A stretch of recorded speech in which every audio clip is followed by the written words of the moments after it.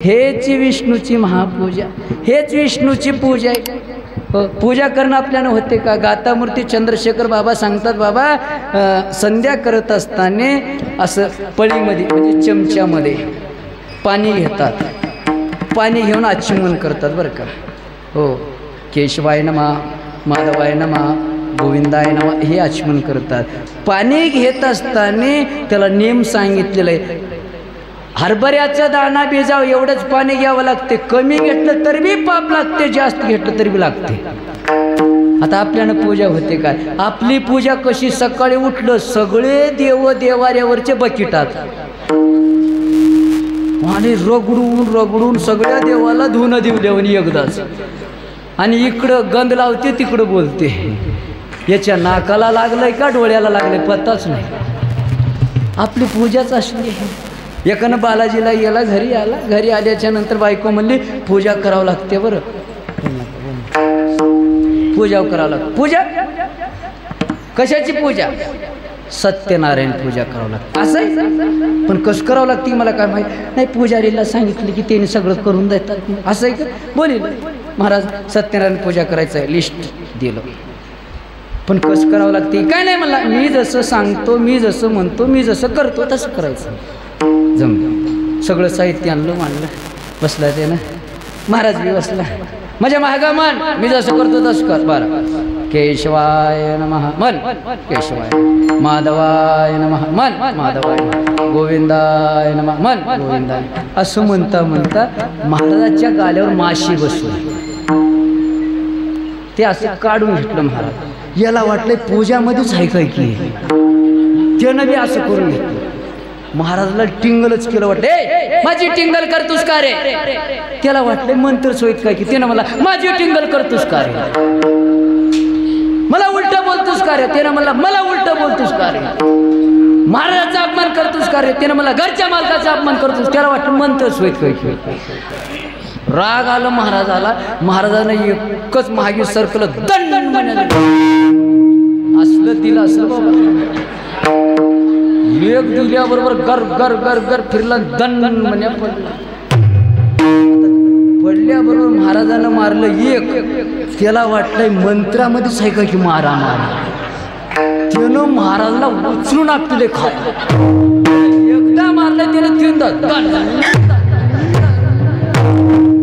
काय नाही तू मार मी मार, तू मार मी मार, त्याच्या अंगावरचे कपडे चंदा चुरून गेले, लाल बुंद झाला महाराज। हा, पंचांग फाटलं, जानव तुटलं, धोतर जे मार खाऊन जे पळाला म्हणजे घरी गेला। घरी गेलं की बायको बघली, तिनं म्हणली काय झालं हो? पूजा करायला गेल, त्या पूजा करायला गेलतो पण करून घेऊन आलो म्हणला। आता काय बरी गत नाही रे बाबा, मरून जातो पण आता पूजा करायला जायना म्हणला। कस का हैट म्हणला, पूजा करायला गेलो लाल बुंद झालो म्हणला, लाल बुंद झालो, अंगाची माती होऊन गेली म्हणला, रे देवा देवा म्हणला। आता रडत बसला पाप, आता रडत बसला, आता रडणं बी कसं कुठं जमते म्हणून, आपल्या गडी माणसाला काय रडणं जमते काय? रडाव तर बायाच आणि भांडाव तर बायाच। आपल्या गडी माणसाला काय लई जर राग आलं तर मारामारी ठाणा, त्यांनी मारून घेईना, दुरूनच बोलून घेतात। आता रडायचं बी आपण, आता एकदा जर माणूस मेलं की आपण एकदाच रत्या हो म्हणत्या, आपल्या डोळ्यातलं पाणी बंद, किती का सोयरी येईना, पण त्याच्या डोळ्यामध्ये कुठून पाईपलाईन जॉईंट केले की देवाला देव जाणे बाबा कसं येते की मेलता वा सोयरे आले त्याचं सुरूच होते, येवो एटलाईन येवो अटलाईन येवो चालूच राहते, आणि ती क्वालिटी बी राहते बघा। ते रडायचं तीन पद्धतीनं रडतात, पहिला थाईमध्ये रडतात, आणि दुसरा थोडं जलद घेतात, तिसरा भैरवी लावतात। आणि रडण्यामध्ये मिळतेचे सगळे गुण सांगतात। काय सांगाव माय, काय माझ्या मालकाचं माझ्यावर प्रेम होतं ग माय, माझ्यासाठी तुरीची शेंगा आणतो ताकी शेजारीन म्हणले आपल्या शेतावरून आणत नव्हता की ग चोरून चोरून आणत होता की ग सप्त्याला कीर्तन ऐकायला जात होता जुन्या चपल्या सोडून नवीन घेऊन येत होता की ग पहिल्या पंक्तीला खाऊन बांधून घेऊन येतात ग सप्त्याच्या मीटिंगला जाऊन सप्ताह मोडायचं बोलत होता की ग कधी 1 रुपया देत नव्हता पण लोकांचे पैसे चोरून आणत होता की ग काय माझ्या मालकाचे कान होते ग मायो शेजारीन म्हणले बेश्रमच्या पानाहूनच होते ग काय माझ्या मालकाचे मांड्या होते ग मा तिनं म्हणले वक्राच्या दांड्याहूनच होते ग ते रडायची क्वालिटी राहते त्या पुजाऱ्यानं रडत बसलोय तिकडचं ते झालं यानं जी पूजा केली तिची बायको आली मालक पूजा पूजा असं पूजा केलो त्या महाराजाची पूजा गावात कोणीच केलं नाही तसं केलं कसं महाराजाला लाल बुंद करून टाकलं मला लाल पूजा महाराज सुजूनच बसले म्हणलं मी पूजा केली बायको म्हणली पूजा झाले का हा नंबर 1 मग महाराज गेला महाराज म्हणला उडत उडत पळतच गेला उडत गेला हा पळत गेला मग महाराजाला दक्षिणा दिल्या की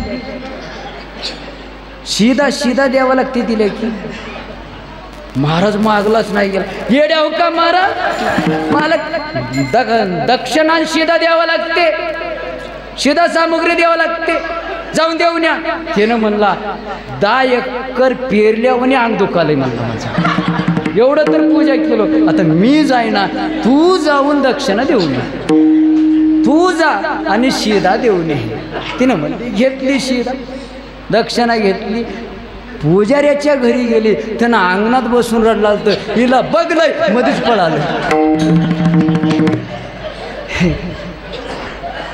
बायको म्हणली काय झालं आतापर्यंत त्यानं पूजा केलंय आता बायकोला पाठवून दिलंय म्हणलं नको रे बाबा म्हणलं आता मी हा त्याचीच बायको आहे का त्याचीच बायको आहे तिनं येऊ द्या बघूत म्हणजे कशी पूजा करते तिनं होती बारीक हिनं होती दांडगी आले महाराज आहेत का तिनं म्हणले आहेत आमच्या घरी पूजा करायला आलते तुझ्याच घरी आलते होय मग सीधा राहून गेले दक्षिणा देणं राहून गेले बर मी द्यायला आलो तू घरात पाय ठेव तुझं दक्षिणा घेतो ठेवू घरात पाय तिनं घरात पाय ठेवली तिनं केस धरली जे मारायला सुरू केली आता तिनं होती बारीक मार खाल्ली असं तसं निष्ठली पळतच घरी गेली नवरा म्हणला दिलीस सीधा दक्षिणा दिलीस तिनं म्हणली एक सत्यनारायण पूजा नाही 10 टाकत पण सीधा द्यायचं राहू नये म्हणलं कस का सीधा देणं म्हणजे अंग सगळं मौसूद करून घेतो काय सीधा देणं थोडी मार ते बाई तू थोडी मारली नाही मला शिरा घेण्यामध्ये शिरा देऊ नये म्हणला किती पूजा करू त्यानं म्हणला पूजा करायला बी लई कठीण लागते अंगाची माती का सांगितलं पूजा करणं आपल्यानं होत नाही फार कठीण आहे तुकोबराय म्हणतात हे 6 साधन करा हेच विष्णूची महापूजा अनुभव नाही तुझा याच्यापेक्षा दुसरा अनुभवच नाही हेच विष्णूची पूजा आहे 1 मालकाची सेवा 2 गुरुची सेवा 3 मायबापाची सेवा 4 पतीची सेवा 5 खरं बोलायचं 6 दुसऱ्याच्या दुःखामध्ये सामील व्हायचं 6 साधन करा आणि याचं फळ मिळणार निश्चय धरा अभंगाचं शेवट निश्चयाचे बळ निश्चयाचे बळ